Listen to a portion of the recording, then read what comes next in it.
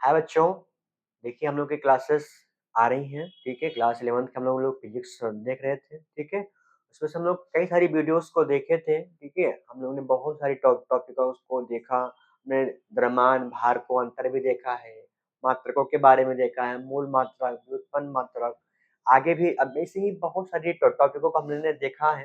ठीक है, आज का हम लोग का टॉपिक रहेगा बीमा। ठीक है बच्चों, बीमा या फिर बीमित सूत्र क्या होता है, ये हम लोग देखते हैं। भौतिक राशियों की बीमाएं। ठीक है बच्चों, आज की हम लोग की टॉपिक है भौतिक राशियों की बीमाएं। ये क्या होता है बच्चों, थोड़ा सा देखते हैं इसकी परिभाषा क्या है। किसी भौतिक राशि के क्या है कि किसी भौतिक राशि के व्युत्पन्न मात्रक को मूल मात्रों के जिन घातों द्वारा व्यक्त किया जाता है, उन घातांकों को उस राशि की बीमा कहते हैं बच्चों। मीन्स इसका तात्पर्य है कि किसी भी व्युत्पन्न राशि को, कोई भी व्युत्पन्न राशि हो, उसका जो है डायरेक्ट संबंध हमें को मूल राशि के साथ जो होगा उसी को हम लोग बीमा कहते हैं। या फिर जो है कोई भी व्युत्पन्न राशियां हैं, उनके ऊपर जो भी घात होती है, अर्थात व्युत्पन्न राशि को तोड़ा जाए, खोला जाए, ओपन करके आप उसको जो है मूल राशि के पदों में ले आए। ठीक है, मूल राशि के भाग में ले आए, मूल राशि के साथ संबंध ले आए। जब आप उसको संबंध के साथ ले आएंगे तो कुछ न कुछ घात में जाएगी, और उसी को हम लोग जो है बच्चों बीमाएं कहते हैं। ठीक है बच्चों, अच्छा याद में आता है एक और बीमी सूत्र। ठीक है, बीमाएं को जो हम लोग जो घातांक है उसको हम लोग कह दिए बीमी, और उसको हम लोग जो उसको लिखते हैं उसको लिखते हैं हम लोग बीमी सूत्र। इसकी परिभाषा है किसी भौतिक राशि के व्युत्पन्न मात्रक का सूत्र, मात्रक से संबंधित या सूत्र को उस भौतिक राशि का बीमी सूत्र कहते हैं बच्चों। मीन्स जो घात थी उसको हम लोग बीमाएं कह रहे हैं, और उसको लिखने का जो ढंग है, तरीका है, उसको हम लोग बीमी सूत्र के कहते हैं बच्चों। ठीक है, अगर आप लोग चाहें तो इसका स्क्रीनशॉट कर लीजिए। आइए हम लोग कुछ एग्जांपल भी देखेंगे, किसको, कौन सी भौतिक राशि को या फिर किस मूल राशि को हम लोग किस बीमा के द्वारा प्रदर्शित होता है या फिर करते हैं। ठीक है बच्चों, आइए इसको देख लीजिएगा। आप लोग चाहें इसका स्क्रीनशॉट कर लीजिएगा। ठीक है, अब सबसे पहले हम लोग ये जानेंगे कि कौन को किस राशि से या फिर किसको कौन सी राशि है उसको किससे किस बीमा से डिनोट करते हैं। ठीक है, तो हम लोग अगर मूल मात्रक में देखा जाए या फिर मूल राशियों को देखा जाए, यहाँ पर हम आपको बता दे रहे हैं कि मूल राशियों के लिए, किसके लिए बच्चों, मूल राशियों के लिए, मूल राशियों के लिए बीमा। ठीक है बच्चों, तो मूल राशियों के लिए बीमा जो होती है तो थोड़ा सा दिखेंगे हम लोग किसको किस से प्रदर्शित करते हैं उसके लिए है। जैसे कि पहला नंबर आता है हमारा लंबाई। ठीक है, लंबाई को हम लोग कैपिटल एल और इस बड़े वाले ब्रैकेट के अंदर करते हैं। इसको हम लोग बोलते हैं बीमी सूत्र या फिर कहते हैं इसको बीमा। लंबाई की जो बीमा होगी वो एल होगी। उसी प्रकार से द्रव्यमान होता है बच्चों, द्रव्यमान यहाँ पर बच्चों द्रव्यमान के लिए हम लोग कैपिटल एम का उपयोग करते हैं, और ये बड़ा वाला ब्रैकेट जरूर लगाएंगे बच्चों, क्योंकि बीमा हम लोग जब भी लिखेंगे बड़े वाले ब्रैकेट के अंदर ही लिखते हैं। ठीक है, इसी प्रकार से आता है हमारा समय। समय के लिए बच्चों बीमा हम लोग जब भी लिखेंगे वो बड़े शब्दों में लिखते हैं, बड़े अक्षर में लिखते हैं। ठीक है, समय के लिए हम लोग जो है कैपिटल टी और बड़े ब्रैकेट में लिखते हैं। इसी प्रकार से आता है धारा, जिसको हम लोग एम्पियर कहते हैं। धारा के लिए हम लोग ए का उपयोग करते हैं। ठीक है बच्चों, ये तो रही कुछ जिनको हम लोग जो है बीमा के रूप में दिखा पाएंगे। ठीक है, ये है कुछ मूल राशियों की जो है बीमा। लंबाई के लिए एल करते हैं, द्रव्यमान के लिए एम, और समय के लिए टी, और धारा के लिए ए। ठीक है, और इस सभी को हम लोग जो है कैपिटल में ही लिखेंगे और हमेशा जो है ब्रैकेट के अंदर ही रखेंगे। आइए कुछ एग्जाम्पल भी देखते हैं। आप लोग चाहे जहां तक स्क्रीनशॉट कर लीजिए। हम कुछ एग्जाम्पल भी देखे हैं कि किस प्रकार से जो है बीमाएं होती हैं, किस प्रकार से बीमा हम लोग निकालते हैं। तो बीमाएं बच्चों हम लोग जो है ये तो रही मूल मूल राशियों की। ठीक है, हम लोग देखेंगे व्युत्पन्न राशियों के। व्युत्पन्न राशि के अगर एग्जाम्पल देखा जाए बच्चों, तो पहला नंबर आता है हमारा क्षेत्रफल। तो बच्चों क्षेत्रफल का हमें अगर बीमा निकालनी है, ठीक है, अगर हमें क्षेत्रफल की बीमा ज्ञात करनी है, तो उससे पहले हमें क्षेत्रफल का सूत्र पता होना चाहिए कि क्षेत्रफल बराबर क्या होता है। होता है लंबाई गुणे चौड़ाई। ठीक है बच्चों, क्या होता है? लंबाई गुणे चौड़ाई। अर्थात अगर अब इसकी बीमा देखा जाए तो ये भी क्या है? एक लंबाई है, चौड़ाई भी एक प्रकार की क्या होती है बच्चों? लंबाई होती है। तो हम लोग लंबाई के लिए भी हमने क्या बताया? बीमा क्या होता है? एल होता है बच्चों। और चौड़ाई भी क्या है? एक प्रकार की ही लेंथ है, दूरी है, उसके लिए भी हम लोग एल का उपयोग होता है। तो अगर दोनों को एक साथ लिख देंगे क्या हो जाएगा? एल के पावर 2, या फिर इसको हम लोग L2 भी कह सकते हैं। ठीक है, इनकी क्षेत्रफल की जो बीमा हो जाएगी वो क्या हो जाएगी? L2 हो जाएगी, एल की पावर 2 हो जाएगी बच्चों। ठीक है, और एग्जाम्पल देखते हैं। अगला एग्जाम्पल है हमारा आयतन। क्या है बच्चों? आयतन। ठीक है, आयतन समझते हैं। लंबाई के साथ इसमें होता है आयतन का होता है सूत्र लंबाई गुणे चौड़ाई गुणे ऊंचाई। ठीक है बच्चों, लंबाई गुणे चौड़ाई गुणे ऊंचाई। ठीक है, इसमें तीनों होती हैं। तो इसके लिए हम लोग क्या लिखेंगे? इसमें हम लोग एल, इसमें क्या है? लंबाई के लिए हम लोग कैपिटल एल का इस्तेमाल करते हैं। चौड़ाई की हमने बताया ही, वो भी एक प्रकार की क्या होती है? लेंथ होती है, लंबाई होती है। ऊंचाई भी एक प्रकार की ऊंचा हाइट ही मीन्स लेंथ ही है।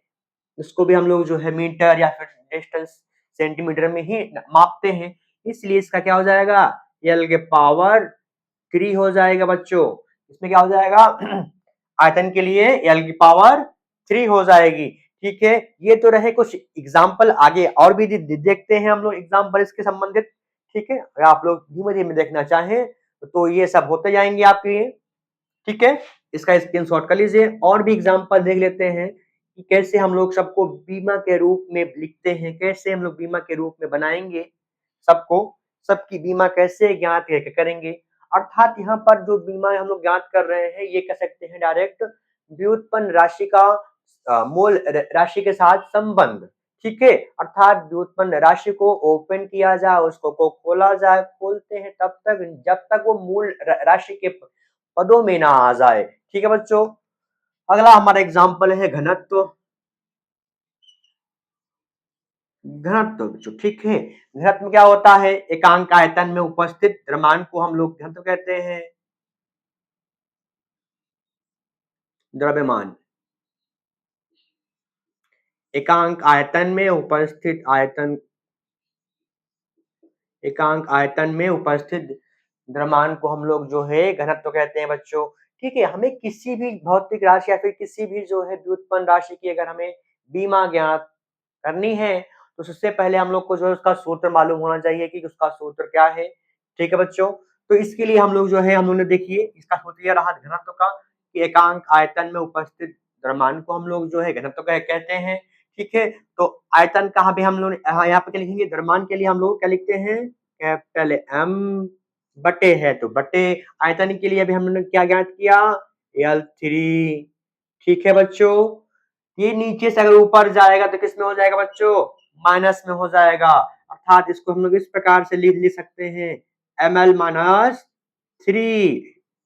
ठीक है, तो घनत्व की बीमा क्या हो जाएगी? Ml-3। ठीक है बच्चों, समझ में आ रहा है यहाँ तक ये माइनस कैसे हुआ? क्योंकि ये बट्टे में था, बट्टे से अगर ये ऊपर जाएगा तो ये क्या हो जाएगा? माइनस में हो जाएगा। नीचे प्लस में था, ऊपर जाएगा तो माइनस में हो जाता है बच्चों। ठीक है, अब इसी साथ में हम लोग अगर चाल के भी देख लेते हैं, एग्जाम्पल है चाल के लिए। बच्चों चाल तो सबको मालूम होगा कि चाल क्या होता है और इसका सूत्र क्या है। ठीक है, तो चाल का सूत्र होता है दूरी बटा समय। क्या होता है बच्चों? दूरी बटा समय होता है। दूरी बटा समय अर्थात एकांक समय अंतराल में चली गई दूरी को हम लोग चाल कहते हैं बच्चों। ठीक है, आपको किसी भी राशि की अगर हमको जो है बीमा ज्ञात करनी है तो उसका हमें जो है सूत्र मालूम होना चाहिए। अगर सूत्र मालूम नहीं है बच्चों तो बीमा ज्ञात करना थोड़ा सा मुश्किल हो जाता है। ठीक है, तो चाल के लिए एकांक समय अंतराल में चली गई दूरी को हम लोग चाल कहते हैं। इसके लिए हम लोग देखें इसका बीमा क्या होगा, दूरी क्या है, लेंथ है,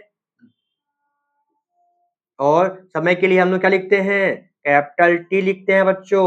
टी किस में है, प्लस में, ऊपर जाएगा तो माइनस में हो जाएगा बच्चों। दोनों को साथ में लिखेंगे तो क्या हो जाएगा, L T minus one, L T minus one हो जाएगा बच्चों। ठीक है, इसी प्रकार से हमारा वेग भी होता है। वेग समझते हैं बच्चों, वेग, वेग में क्या होता है बच्चों, एकांक समय अंतराल में हुए विस्थापन को हम लोग वेग कहते हैं। विस्थापन, विस्थापन बटा समय। ठीक है बच्चों, एकांक समय अंतराल में हुए विस्थापन को हम लोग वेग कहते हैं। यहाँ पे आपको बताते चले, दोनों की जो यहाँ पे बीमा है वो सेम होती है बच्चों। ठीक है, इसकी विस्थापन भी प्रकार की क्या है, दूरी है, उसके लिए हम लोग एल का इस्तेमाल करते हैं, उस समय के लिए हम लोग टी। तो इसको आगे बढ़ाते हैं तो क्या हो जाएगा, L T minus one, L T minus one, और बड़का ब्रैकेट हम लोग जरूर लगाएंगे। अर्थात यहाँ से कह सकते हैं कि चाल और वेग की जो बीमा है वो दोनों सेम होती हैं, एक ही होती हैं। ठीक है, चाहे आप चाल की बीमा याद कर लीजिए, चाहे वेग की बीमा, दोनों की बीमा एक होती है। क्यों एक होती हैं, क्योंकि दोनों के जो है जो सूत्र हैं वो थोड़े से हल्का सा डिफरेंस तो होता है, पर उनके जो मात्रक हैं वो भी सेम होते हैं। यही पे साथ साथ में बच्चों अगर आप लोग मात्रक के साथ अगर ज्ञात करना चाहें तो मात्रक के साथ भी अगर आप बीमा ज्ञात करना चाहें तो हो जाएगा। ठीक है, आसान होता है।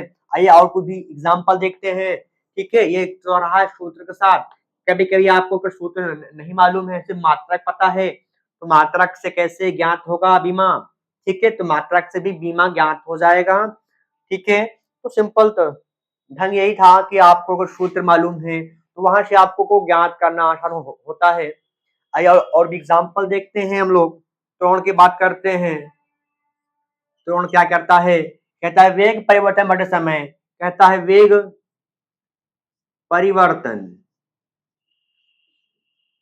वेग परिवर्तन बटा समय,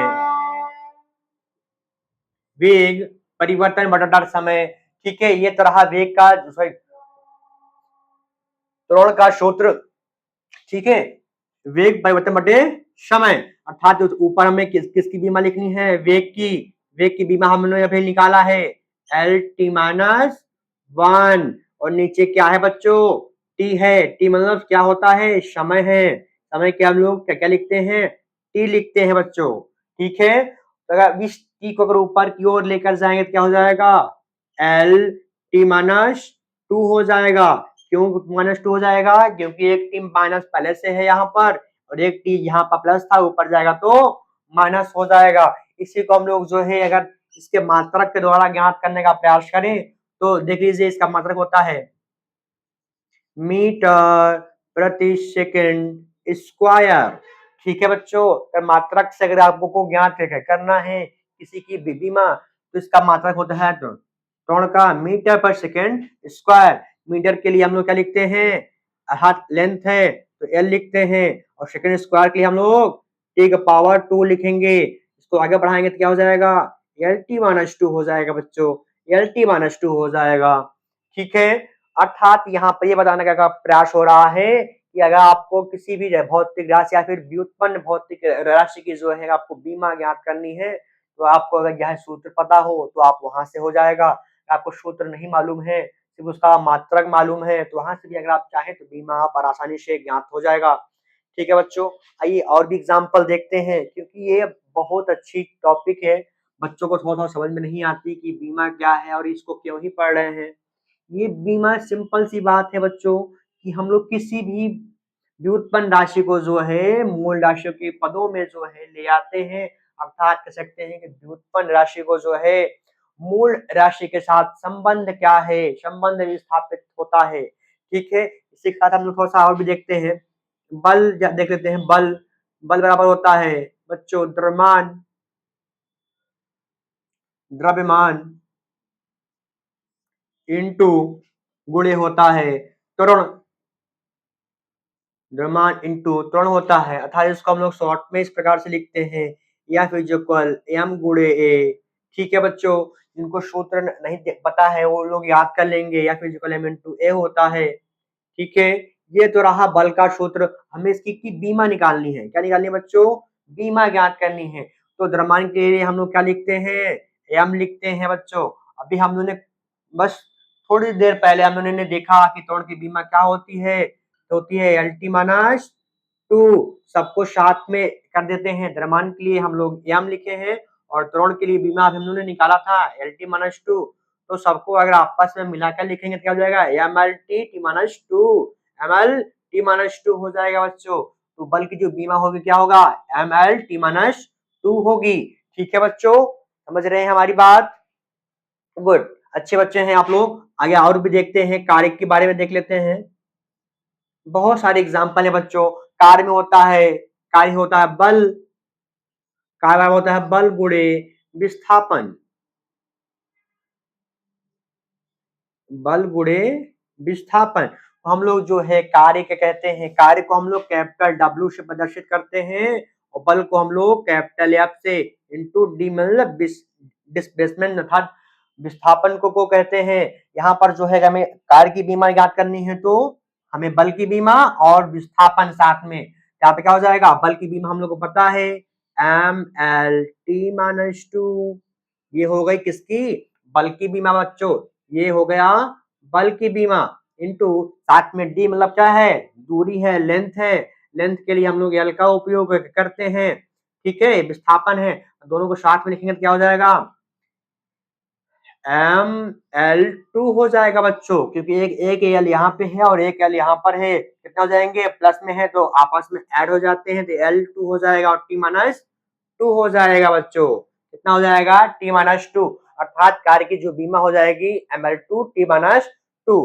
ठीक है बच्चों, इसका आप लोग चाहें इसकी स्क्रीनशॉट कर लीजिए। एग्जाम पर हम लोग और भी देखेंगे। ठीक है बच्चों, आपसे मिलते हैं नेक्स्ट वीडियो में। ठीक है, थैंक यू।